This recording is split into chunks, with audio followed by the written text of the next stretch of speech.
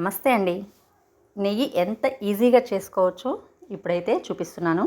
ప్రతిరోజు మీగడ వస్తుంది కదా, ఆ మీగడ ఒక గిన్నెలో వేసుకొని మామూలు ఫ్రిడ్జ్లో కాకుండా డీప్ ఫ్రిడ్జ్లో పెట్టాలండి. మెయిన్ టిప్ అయితే అదే.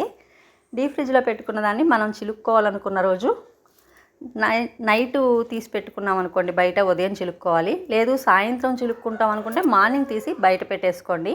చూసారు కదా, ఈలోపే వచ్చేసిందండి. వీడియో కూడా నేను ఎక్కడా స్కిప్ చేయలేదు. వెన్న అయితే వచ్చేసింది, ఒక్క నిమిషం అటు తిప్పంగానే వచ్చేస్తుంది.